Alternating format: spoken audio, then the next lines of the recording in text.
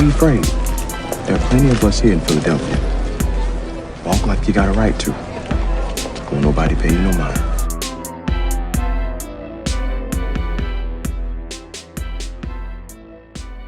Hey everybody, it's your girl Nayomi Charnelle, and you have tuned into the Nayomi Charnelle Show. I am so excited today. I have an awesome actor here with me, and I just cannot wait to get into the questions that I have for him. I am here with Joshua T Shipman. You may know him from other things, but his most recent is from the movie Harriet. Hello. Hey, what's going on? How you doing? I'm doing great. Good. So, thank you for taking the time to be here No and contribute to the Nayomi Charnelle Show. No problem. I've been actually wanting to interview you for quite some time. We've been trying to set this thing up Yes, for a we while. have. And it's perfect timing because it finally happened. Absolutely. Yeah. And what better timing than to talk about the movie? Yes. But I want to pull it back just a little bit. Let's get into where you're from. Okay. And then let's talk about how you got into acting. Okay. Well, I am from a small town in North Carolina called Hallsborough. Mm-hmm. It is, as people say, a dot on the map or a town that you drive through. But, it's no place like home. I actually got into acting. In all honesty, I just think I was, one of nine. I have nine of us. Oh, wow. I have eight other siblings. 6 girls, 3 boys. I'm the youngest boy of the family. So out of all of us, I just think I was really born with the acting bug, as people say. I don't know what it was. It was something that it was just in me. From a young childhood, I would be outside. I would be playing in the backyard. I would be jumping off ladders. I would do this. I would do that. Imagining that I was in movies. Wow. Because I don't know, like after seeing, behind the scenes or watching TV, I would always tell my other siblings, that's what I'm gonna do. I'm gonna be on TV. I'm gonna do this. I literally felt it. And I knew it was something that I always wanted to do. And that's pretty much how it came about. So from that to grade school plays, grade school theater plays, numerous plays throughout grade school, then going into high school. I was kind of shy my 9th grade year, just trying to get a feel of high school. So after that, 10th grade came and a play came up. It's called Once Upon a Mattress. And Once Upon a Mattress. Once Upon a Mattress. It's about the Princess and the Pea. Okay. And it's funny because both my sister and I actually auditioned for it, and we both got it. Oh. She played my queen, in which, well, not my queen, but I was pretty much the servant. Yes. I played a magician. I played a magician who also turned into a huge parrot in the play, which I actually won a cameo award for that. Oh, wow. Yeah, it was, oh my God, it was amazing. My first big play. And it was amazing. Shout out to Jamie Falk, who actually, I don't know if he produced it, but he brought the play together or whatever. Okay. And and that was actually also my chorus teacher at the time, because I did do a little chorus. Now I'm not a singer. You're not a singer? Okay, because I'll make you blow right here. No. I am not a singer. But which is funny because we also ended up doing a musical called Sweet Charity, in which I actually did a solo. Right. But it was more of a carrying a tune. Yeah. There was no real riffing. I probably could if I had the right coaching or whatnot, right. I just don't feel it inside of me. I'm not a singer. I'm an actor at heart. Okay. So anyway, getting back to that, it was because again, I come from a very talented family, and my sister, she could sing, she could act. I mean, it was amazing. Like, we actually made the newspapers with it. It was an awesome play. Wow. From then on, I was like, this is exactly where I need to be. This is exactly what I want to do with my life and with myself. So I did the regular thing. I got through high school. I made good grades, and I ended up going to Southeastern Community College after that, which is in Whiteville. they didn't really have a big theater program there. And of course, it's a community college. Right. So at the time, I'm still trying to figure out what my next move is. Yeah. So after getting my, just a general arts degree there, I ended up going to UNC Pembroke. And I'm sitting in administration. I'm looking through all the programs. I'm like, nah, checking things off. Oh, mass communication, broadcasting, check. This is what I'm gonna do. I figured it out from there. There was no, and it's funny how I hear most people go through college, and I'm not judging anyone, but it's funny how I hear a lot of students go through college and they're like, man, I changed my major like 5 times. It's like, what? No. I saw mass communication, broadcasting, TV, journalism, check. Yeah, that was it. That was it. I went through with it. Of course, a lot of my credits transferred for me, which helped me out a good bit. So I was probably at the university no longer than 2.5 years or so, and I ended up trying out for Carolina News Today, which is the school news anchor. Yes. So I did that, and lo and behold, I made it. I made the cut, and I was co-anchor for at least 2 to 3 semesters. Wow. So I loved it. I loved it. You? Oh yeah, I loved it. So what did you love about that? Well, the fact that was more of me on TV. Okay. And see, I'm thinking this is only going to be, for the campus. Yeah. But I had no idea that they're actually seeing this in the county or surrounding counties. And I'm like, I had people telling me, man, I saw you on the Carolina News Today. I was like, oh, really? So, yeah, I mean, and again, it was just me experimenting, being on TV, basically confirming that this is what I wanted to do for the rest of my life. Just be on TV doing something. It didn't matter what it was. And in all honesty, I really wanted to be a news anchor. I really wanted to work in the news industry. So, I can see you doing that. I wanted to. And everybody was like, dude, you have the anchor voice. Like you have to be either an anchor or a reporter. I was like, well, I'm going to school for it, and I'm going to get my degree for it, and hopefully, we'll see what happens after that. But it went from, I was doing that, and I was also still doing theater shows at the university. My first theater production there was the Crucible. I played John Proctor because, in university level, they experiment with roles. Different races play different roles. I played John Proctor. Now, if you know of the Crucible, you know John Proctor was not right. He wasn't an African. He wasn't an African American man.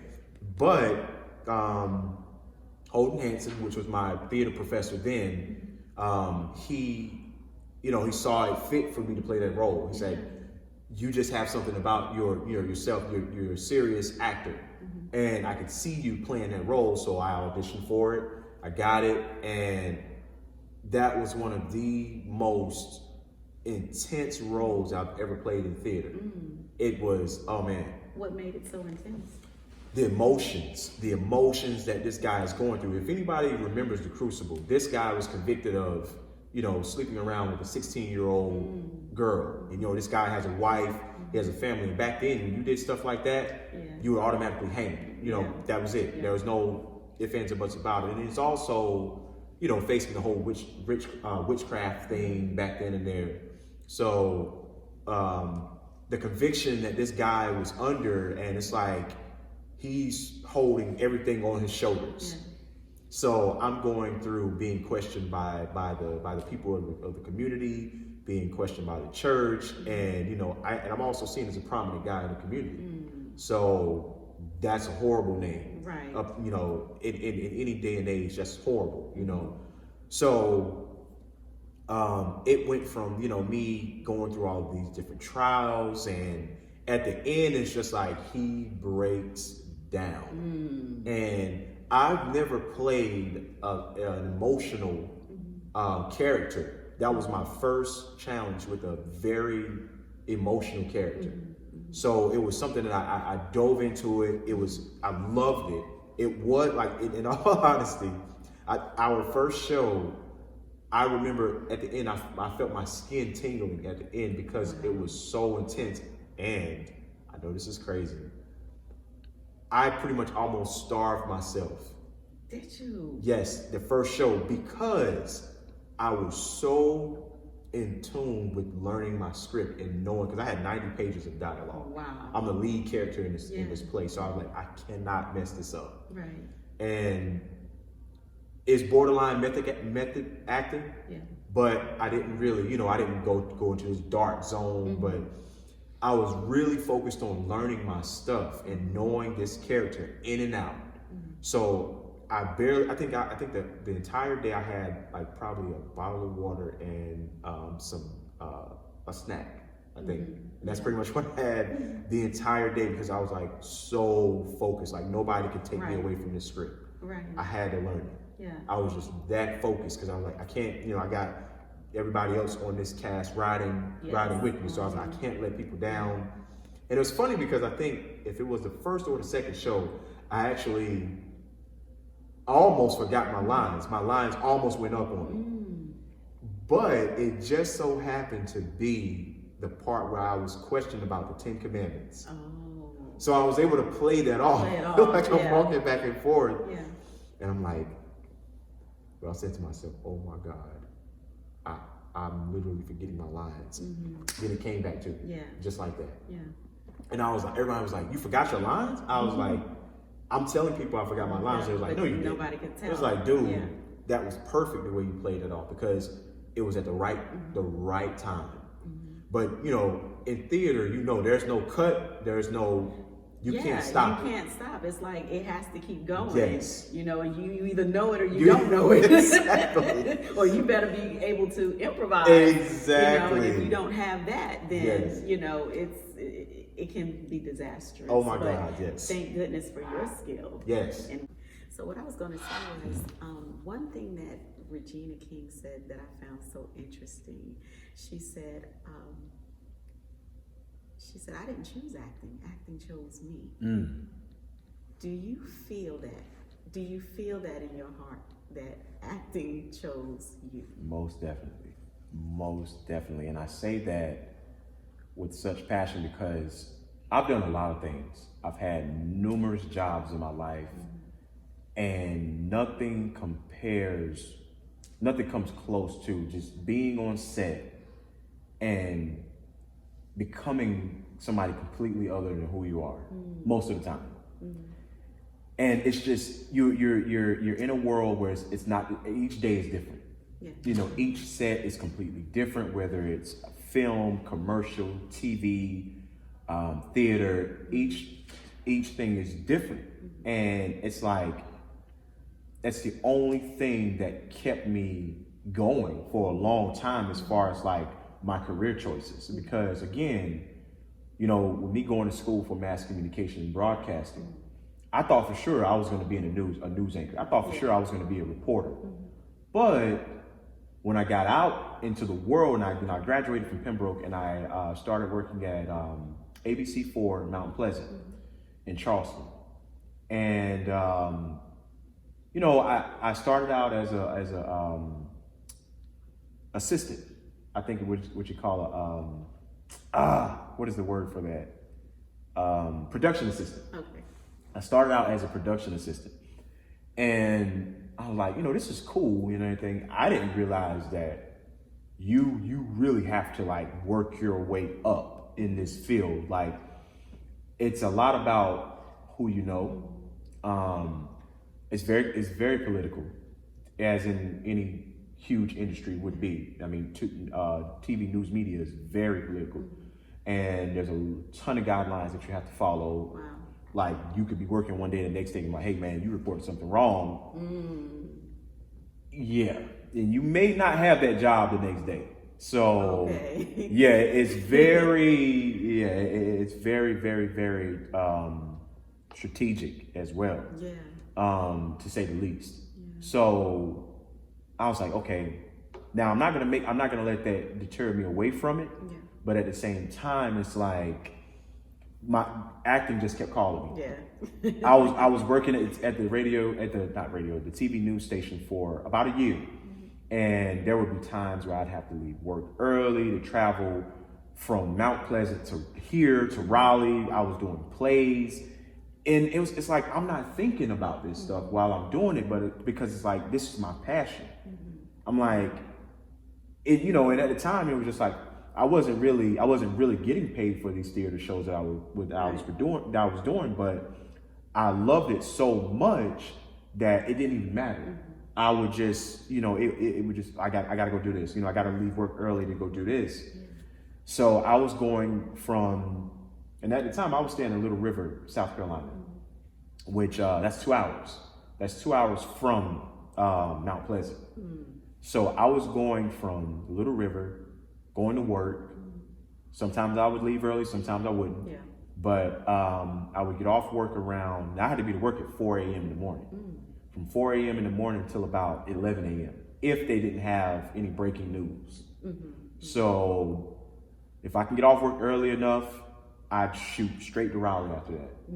Then I go from Raleigh, do rehearsals, or I'll even do a full production, and then go all the way back to Little River. Yeah. And this is all because acting, like you said, acting chose me. Yeah. I mean, there's no other way around it. So anytime a gig would come through, my email and audition, I'd book an audition, it's automatic. I either had to call out, or I'm like, hey man, can I get somebody to switch with me this day? It was a no-brainer. Yeah. And I'm glad you mentioned about the going from one job and going to Raleigh to do, you weren't getting paid for it. No. But because you were so passionate about it, that's what kept driving you. That's right. So walk us through how you prepare for a role. Okay. Depending on the character, if it's a commercial, most commercials are comical. They see a lot of comedy in commercials because that's entertaining. So most of the time I see what I look at the breakdown, and because they give you a breakdown of the character and what they want you to portray, and a lot of times I just really use a lot of life experiences, and I kind of mix that in with whatever they're asking me for. They could be asking me, and a lot of times it's improv. So they could be asking me, just, hey, be a guy at a barbecue with friends and you guys are enjoying this. So in the best way possible without being over the top, I go in here. And it comes out through here. And I just see myself at a barbecue. I see myself with friends amongst me. A lot of times it's about using your imagination, like beyond what you can see or feel or even understand. So that's what I do. Now, for a film role, especially like if you're playing like a period piece, like Harriet or anything else that's a period piece, then you got to kind of do your homework. Yes. You got to kind of understand their language back then, the way their dialect. Because a lot of times when the people ask you to play a period piece, most of us probably go into that slave kind of monologue, in which that's not even the case most of the time, because my role in Harriet, I wasn't a slave. So a lot of people, when I told a lot of people I was in Harriet, they were like, "Oh, are you playing a slave?" That's the first thing that came to mind.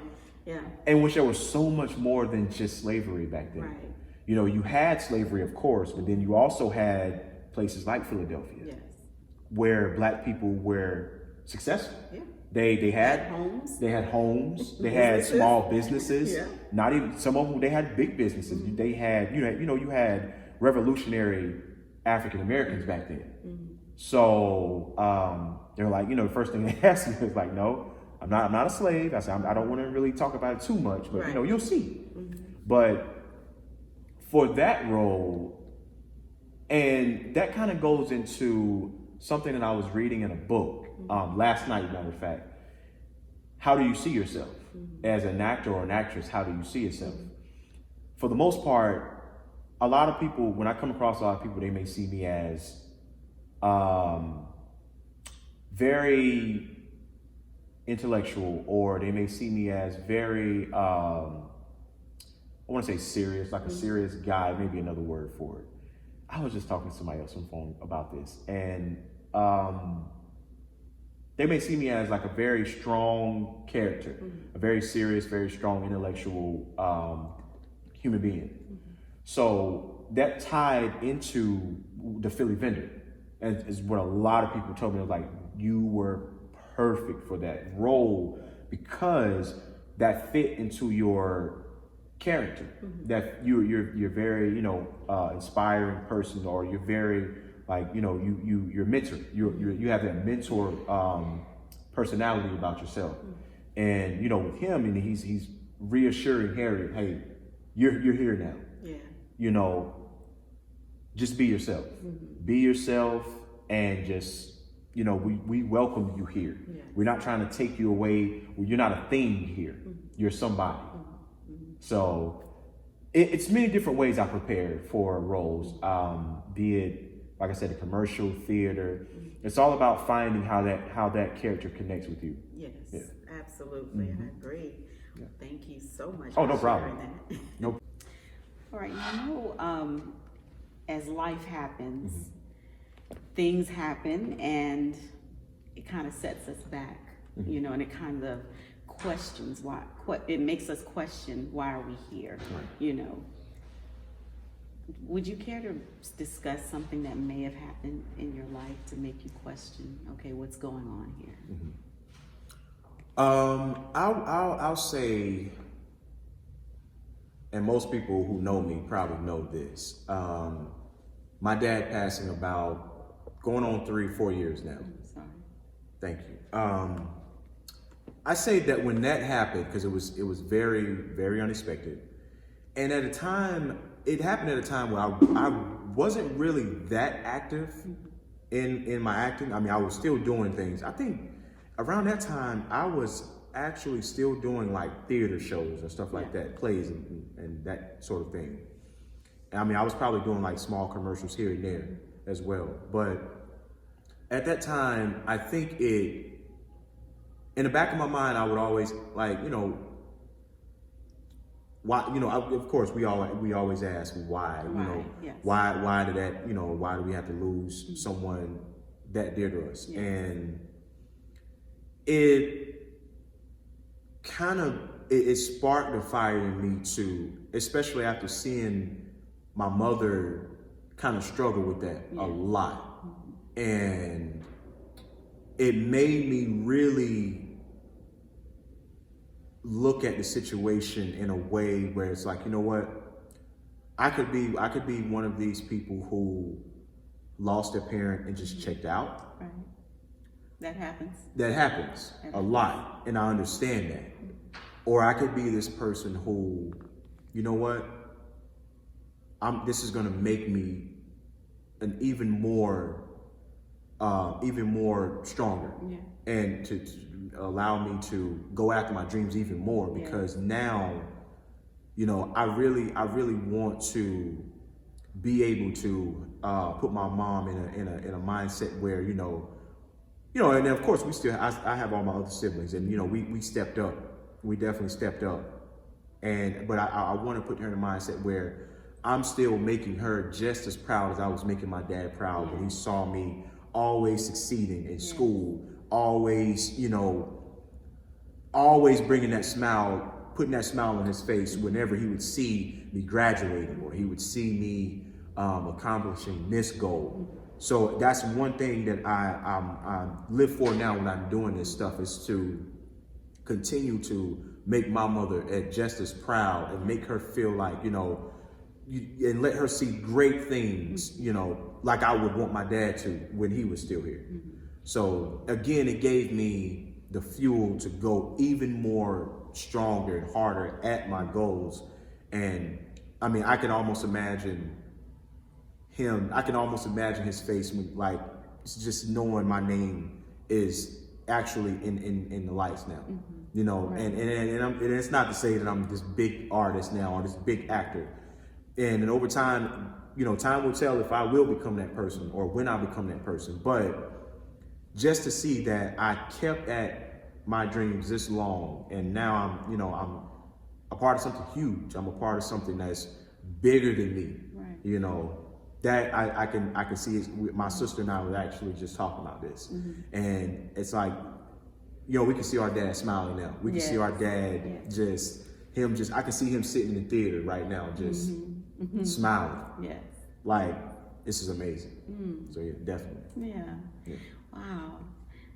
I want to, before we talk about how you landed the role in Harriet, and I want to talk about what led up to it. Like, how did you find out about it? How was the audition? Okay. Let's walk us through that. So it's funny. Having prior work with the casting director Erica Arvold, I saw casting. I would follow her page, and I would always look out for castings that she had going on, due to me working with her before, or being cast through her before. So I would always look. I would always check her page to see what's going on. So I came upon this casting call one day, and it said for period piece. It said in 1800s casting call, casting for many characters. So I was like, So I went through the breakdown of all the characters, and I sent my information in, and I tagged my agency, which is Evolution Talent Agency based in Charlotte. Oh, okay. And I tagged them into it, and I want to say a week or two later, I ended up getting an audition. So it was for a specific character, and I got it. And you know what?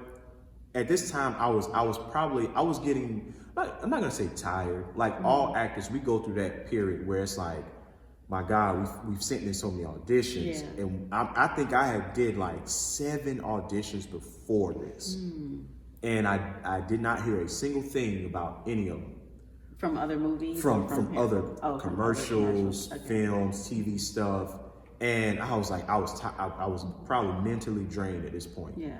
So a friend of mine, he asked me to go to Atlanta with him around this time, with him and his wife, and we went to Atlanta, and we were hanging out. His family, they have a nice, amazing home there in Atlanta. So we're there, we're sitting in an entertainment room. We're looking at, I think we were probably watching a football game or something like that. And when we got there, it was like, they just had this food just sitting there, just waiting on us. Like, oh my God, some of the best fried chicken. Of course, not better than my mom's, but it was some of the best fried chicken I ever had. And I'm like, oh my God. I'm like, after this, I probably ate about 5 pieces of chicken. Wow. I'm like, after this, I know I'm gonna go to sleep. Yeah. But I got an email, and I'm looking at my emails, and it was like, okay, there's a reminder. I still have this audition that I have to turn in about 2 days. So I'm like, oh my God, I'm tired. We just got off the road. I just had this food.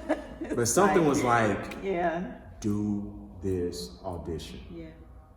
Something just kept telling me, do this audition. So I said, you know what? I'm gonna rest up for about an hour or so.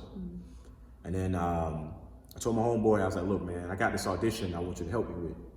I said, it's quick. I said, we just got to set up some lighting. So we found a generic setup in the house, home lighting. We probably had like 1 lamp, probably. Okay. Probably had like 1 lamp, but the backdrop was perfect. We didn't need a backdrop at all. We had a vanilla wall. So we set the lighting up, which was perfect. I mean, this was some of the best home lighting I've ever seen. It was literally almost like a studio. So we did it. He helped me read my lines. I put it together on my phone, and which I've done like 90% of my auditions. I've done them on my phone. Yeah. I edit them on my phone, put it together. And at this time I had an iPhone 6. So I'm having to delete stuff, get all, just so I can put everything together. Yeah. So I did it, no problem. Sent it through my Actors Access, no problem at all. And so I let it go, as I do most auditions. I don't linger trying to figure out, biting my nails. Just let it go. Yeah. So right in the beginning of Hurricane Florence, I think it was a day after after the first part of the storm had passed, and we were going into the aftermath of the storm. I get an email. I'm at my sister's house. I have no signal out here, and my phone rings. I get this email. You have a callback for Harriet. I was like, what? I'm excited. I have a call. This is my first major feature film, and I got a callback for it. So, you know, and I'm like, I didn't go to no fancy studio to shoot this audition. So I'm blown away. Yeah. I'm like, this is crazy. So I immediately sent a text to my home. I'm like, bro, like we got a callback for this audition that we just shot, excuse me. And I look into it, I see the date and everything, I respond, confirm or whatever. And now around this time, the roadways were horrible. Yeah. The roadways were flooded. So I think they pushed the call back a week later. So it gave the roads time to clear up, and I was able to get to Virginia, no problem. So I got to Virginia, thought it was gonna be a simple go in and read for that part that I auditioned for and leave. I got in, and Erica, she was like, hey, I want you to read for these many characters. So I think I read for about 5 different characters. Wow. And I was like, okay, this is, I don't know which way this is going, but it feels good. It just felt good. Erica's amazing, by the way. Erica Alvo, she's amazing. Oh, and she can sing. Oh my goodness. She is amazing. So we read for the characters, and I think she gave me all the characters she wanted me to read for. She said, all right, go out while I do the rest of these auditions. I want you to just read through these. Read through them, came back, and shot them.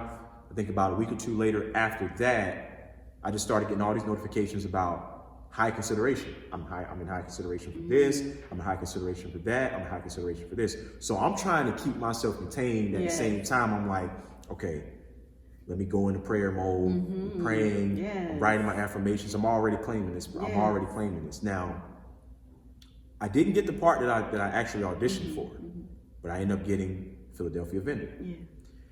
And when I found out that I booked it, I was like, I didn't know whether to feel excited. I was nervous at the same time. I'm like, this is a feature film. Yes. Like, this is my first ever feature film, and I have lines. Yes. And lo and behold, did I know that, I saw in the scene that Harriet was actually asking me a question. Yeah. But I'm not thinking this is Cynthia and Revo, man. I'm just like, okay, all right, cool. You know, we're gonna do this thing. So the day of, I get there around 9:30. I got to what they call the honey wagon. I got to my honey wagon, which is our trailer that we have, personal trailer. So I got there and I'm reading over my script, costume. They make sure my costume is right. I put on my costume and I'm just sitting there. It's all sinking in. I'm like, I'm about to go on set with a Tony Award winner, and she is making huge strides right now in Hollywood. And of course, I was nervous.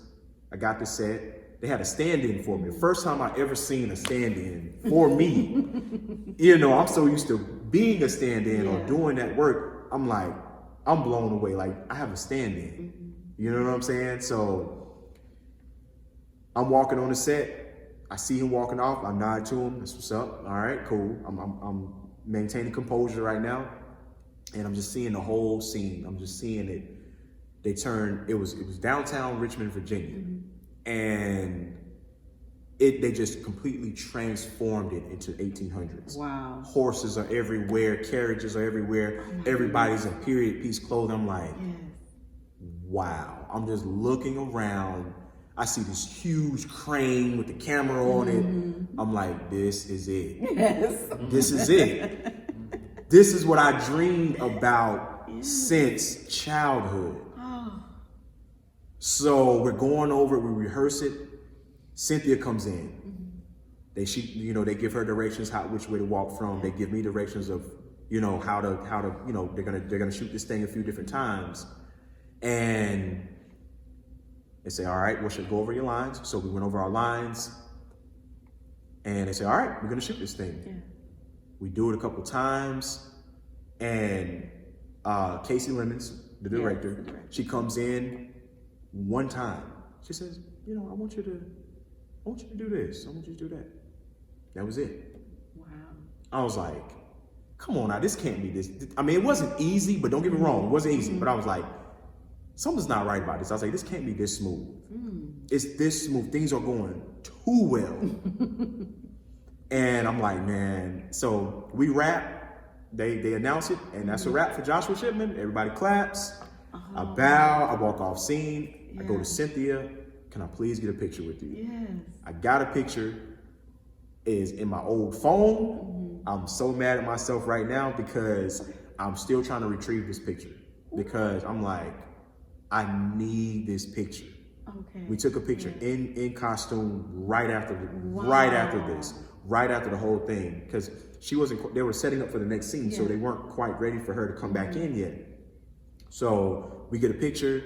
She was like, and I'm not making fun of her accent, but the way she spoke to me, she was like, so graceful, so graceful. You were amazing. And I was like, she's oh, from London, right? Yes. Okay. I was like, oh my God, this is Cynthia telling me I was wonderful. Wow.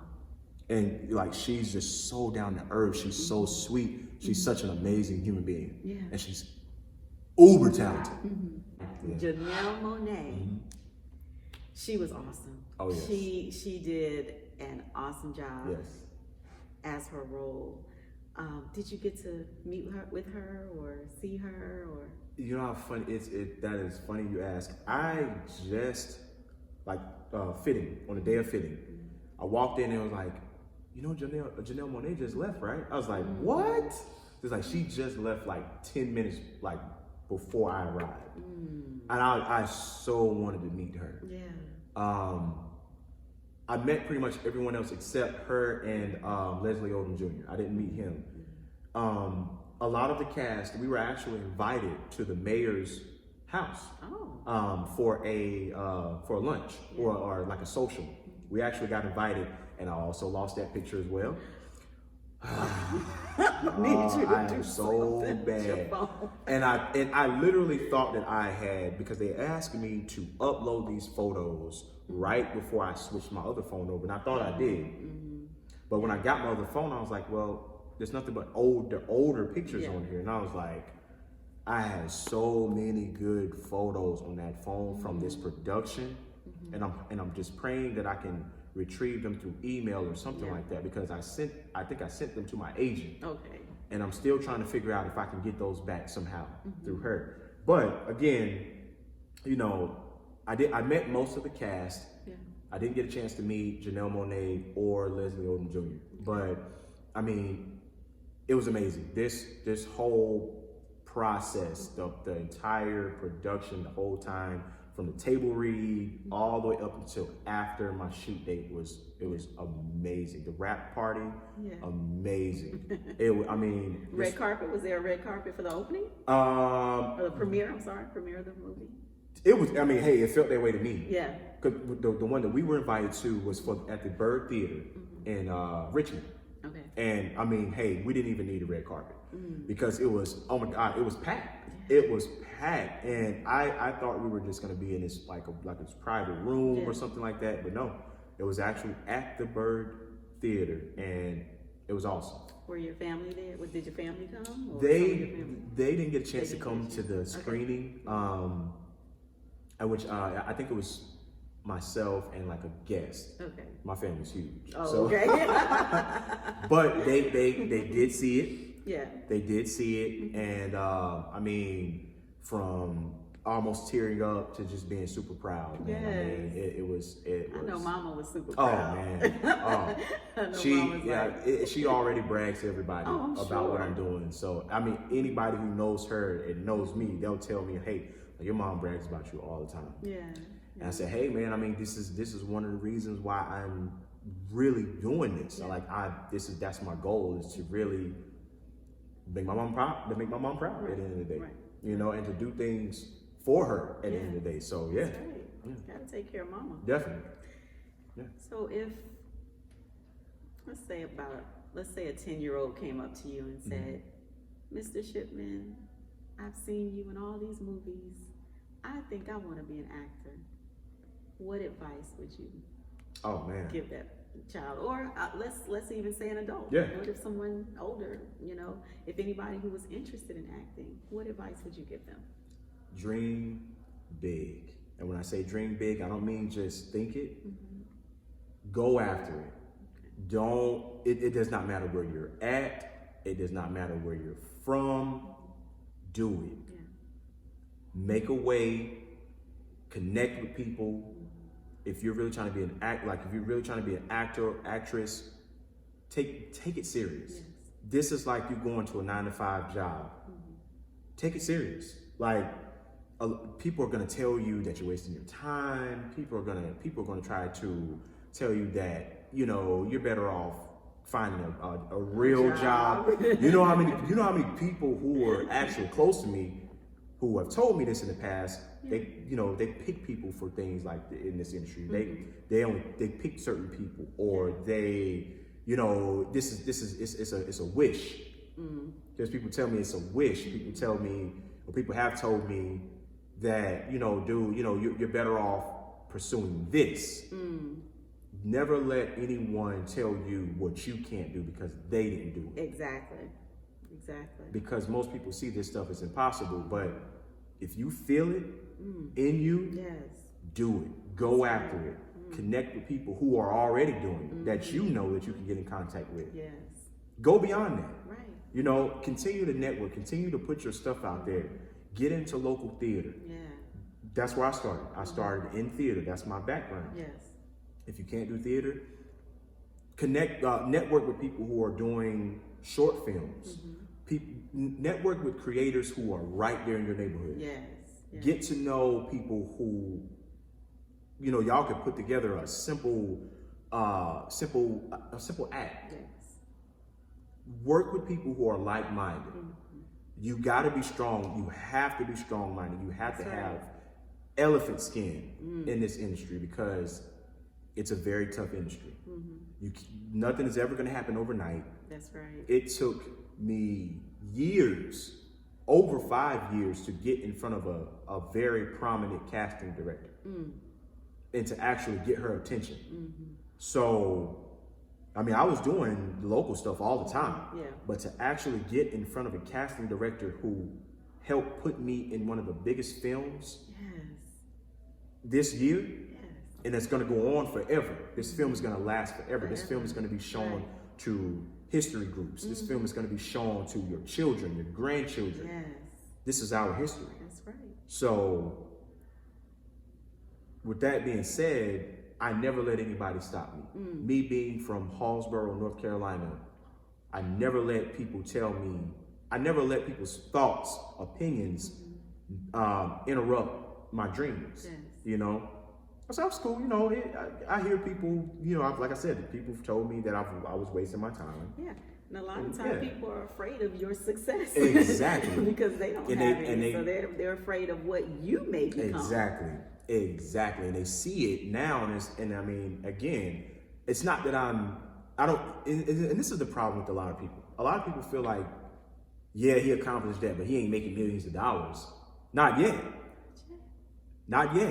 And it's not all about me getting to making millions of dollars. This is something where I didn't come from a rich family. Right.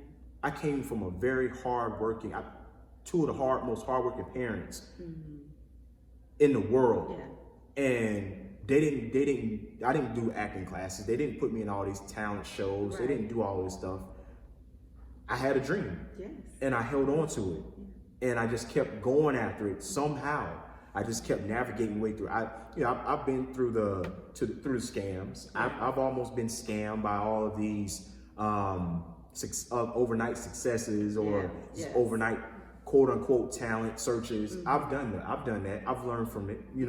And we're all gonna go through that. We're all gonna go through people who they're gonna do all these productions and they're gonna pretty much waste your time. Yeah. I've been through that too. But it did not discourage me because I knew there was a bigger goal. That's right. I knew there was, as they say, light at the end of the tunnel. So I just kept at it. Right. And that's what I would tell anybody, adult, a child, hone in on it. Okay. Hold it, go with it. Like you're a football player. You see those guys in the NFL, how they're holding on to that ball? That's your dreams. Yeah. Take your dreams, go through whatever go through whatever line is right there in front of you. Go through it. Yeah. You know, that's it. And just keep doing it. Yes. Keep doing it. It don't matter. You're gonna start out. You're not gonna get paid as much from doing certain things. If you're doing it for money, then you are wasting your time. Yeah. Sterling Brown, exactly. Yeah. Sterling Brown said it best: the money will not sustain you. The fame will not sustain you. You have to want this. Like, you can't wake up one morning. Well, Joshua did it. Well, Joshua's doing it. I'm gonna do it. You know what I'm saying? I want to be famous. I want to be rich and famous. Everybody's getting to know him now. No, that's not why I'm doing it, though. Yeah. Trust me. Yeah. I've been doing this stuff since childhood, basically. Okay. Professionally, over 7 years. Wow. And you see some of the biggest people now, some of the biggest names in entertainment. They'll tell you, they'll give you their story, and I'm nowhere near them. 19 years to get where they're at. Yeah. It's not an overnight thing at all. It's definitely not. Yeah. So you have to keep at it, definitely. Yes. I'm sorry, one more that I wanted to Sure. squeeze in there before we close out. No problem. Who would be your dream actor or actress to shoot with? Oh man, hands down, Denzel Washington. I mean, and trust me, a lot of people might say, "Oh my God, he's the answer to everybody." No, that guy is really my hero. He's a hero actor. Yeah. Like this dude, I've seen him do almost anything, and he's so good at what he does. Natural with and it. this man, and he trains like he's just starting out. I mean, man, when I see the young guys get to work with him, it's like, I wonder how that was, like, just to walk on set and be like, I'm here with Denzel Washington, like this is crazy, you know? Yes, he's the GOAT of acting. Oh, he's the GOAT hands of down. Actress, oh man, there's so many of them. Halle Berry, of course. Of course. Halle Berry, of course. You know, she's always been my actress crush, as anyone else, I'm pretty sure. But So, what female actress do you admire for her acting skill? Just like you said, Denzel Washington is, you know, his acting skill is phenomenal. What female actress would be comparable to Denzel in your eyes? Viola Davis, most definitely. Yeah. Viola Davis, and I always say, if I ever had someone play my mother, I would love for her to play my mother in a film. Yeah. Oh my God, I would love for her to play my mother in a film. I don't know why, she just has that motherly, or Felicia Rashad. Yes. She's the mother of all mothers. Yeah, she's the mother of all mothers when it comes to this industry. I'm just letting you know, she's amazing. God knows she's amazing. And Taraji P. Henson. Oh yes. Oh man, yes. she's always been my actress crush coming up as well. Like, she's flawless at anything she touches. Any script she touches is just boom. That's why she's where she is. Yes, you know, and her story is amazing as well. You know, just back then, going to California with $700 in her pocket and her son. Yeah. Come on, man. Now look what she is. Exactly. Hard work. Yes. Hard work. That's what it's about. That's what it's about. Yep. All right. So I'm going to have you look at the camera and tell everybody where they can reach you. You can reach me on Facebook. You can reach me, Joshua T Shipman. Same thing on Instagram, but it's Joshua.T.Shipman. I don't really use my Twitter much at all, really. But email shipman.joshua87@yahoo.com. All right. Yep. Well, thank you all for joining me today on the Nayomi Charnelle Show. Special shout out to my guest here, Joshua T Shipman. Thank you for having me. Who has just been phenomenal. I am you. so proud of you, and Appreciate I'm so happy, and I can't wait to see what God has for you coming up next. More on the way. That's right. Definitely. Bye, y'all. Till next time.